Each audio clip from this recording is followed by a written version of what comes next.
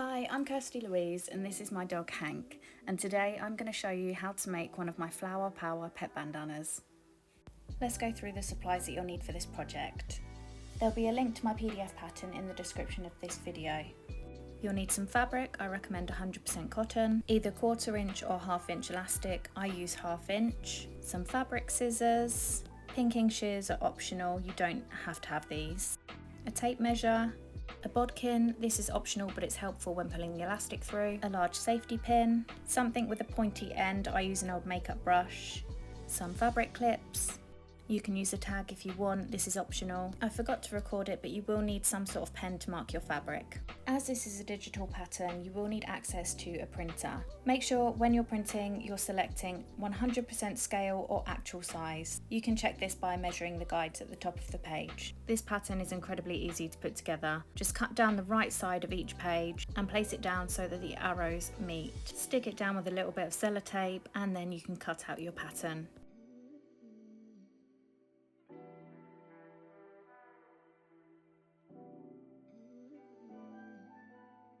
Now it's time for the fun part. Lay your fabric flat and then fold over just enough so that your pattern can sit on top. You want there to be approximately 1 inch or so above the pattern, and then you just want to cut out this piece. So now you should have something that looks like this. We're going to take this over to the ironing board and give it a good press. We're then going to fold it in half lengthways and iron it again. Really focus on pressing down on the crease of the fold. Now we're going to place our pattern piece onto the fabric. Make sure the edge of the pattern where it says place on fold is on the fold of the fabric that you've just pressed. You can either use pattern weights or clips. I use clips. We just want to make sure the pattern's not going to move around while we draw around it. I'm using a specific fabric pen for this, but feel free to use the pen of your choice. We want these curves to be nice and clear because this is what we're going to follow when we're sewing. If you'd like, you can clip the fabric in place to prevent it from moving when you're sewing. I set my stitch length to just below 2 for this project. You want to start stitching from just above the tab where the first curve starts. Always make sure you're starting and finishing with a back stitch. Now you slowly want to sew around each curve. Take your time. I know sewing curves can be quite tricky when you first start out. Once you get to the point, make sure your needle is in the fabric, lift up your presser foot, turn the fabric around, pop your presser foot back down and continue to sew. Repeat this for the entire bandana. Don't forget to back stitch at the end.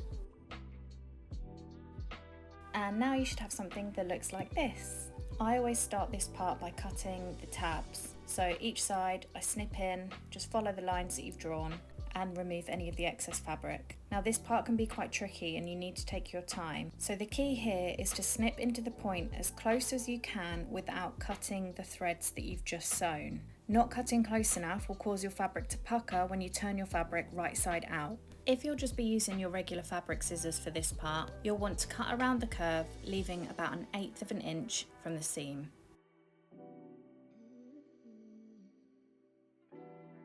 You'll then want to cut tiny little triangles into the curve. The reason we snip into the curve like this is so that when we turn the fabric right side out, you'll have a really crisp, clean finish. This is probably one of the most important steps of the entire process. The only reason you're going to want to skip this step is if you have pinking shears. I highly recommend investing in a pair if you can. I honestly would not be without mine. If you do have pinking shears, you're just going to want to cut around the curve as close as you can to that stitch line without cutting into the stitches. Do this for each curve. Honestly, just look how easy that is.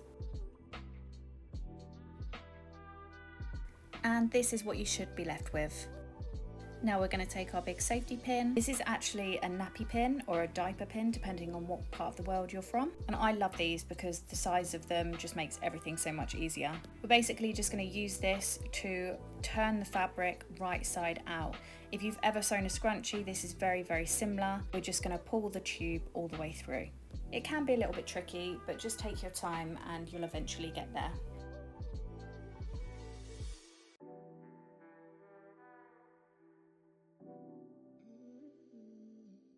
Once it's been pulled all the way through, you'll be left with a long tube. At this point, you won't be able to see the curves that you've sewn. So now we're going to take our pointed edge, which in my case is my old makeup brush, and we're going to gently push out the curves. Don't use too much force with this because you don't want to push through any of the stitching.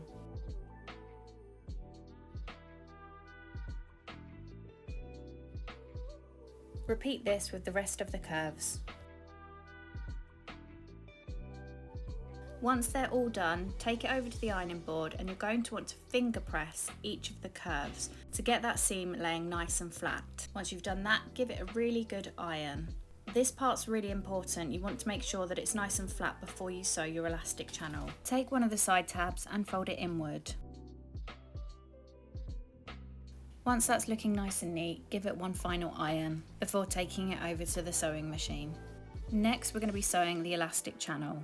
Starting approximately half an inch away from the tab and around 3/4 of an inch away from the folded edge. Sew a straight line all the way across, back stitching at the start and end. We're almost finished. You can determine the size of your elastic one of two ways. The first way would be to measure your dog's neck and add 1 inch to that measurement. For example, my dog's neck measurement is 11.5 inches and therefore I've cut my elastic to be 12.5 inches. Alternatively, you can use the size chart that's included with my pattern. You can either use a bodkin or a large safety pin to thread your elastic. I pop a little clip at the end just to make sure that I'm not pulling the elastic all the way through.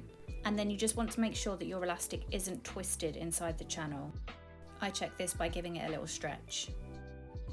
Now you just want to clip the two pieces of elastic together, and we're going to take that over to our sewing machine and we're going to use a zigzag stitch to secure it. Again, if you've ever sewn a scrunchie, this is very similar.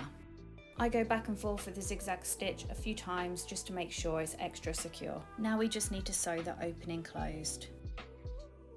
I recommend moving the stitched elastic away from the seam that we're just about to close. By doing this, we're just removing any unnecessary bulk that we're about to sew over.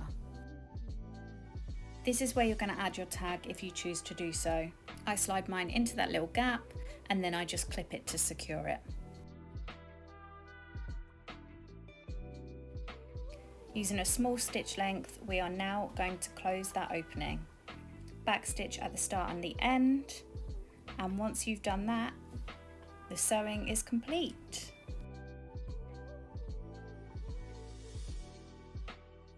You now just want to snip off any loose threads. I then just move the fabric around the elastic to get an even finish for my petals, and that's it, you're done. Congratulations. I hope you and your pet absolutely love your new Flower Power bandana. I would love to see pictures, so please tag me on Instagram. I've added a link in the description box below. I plan to make lots more tutorials like this, so please subscribe to my channel, and if you have any questions at all, please just drop them in the comments and I will respond as soon as I can. Thank you so much.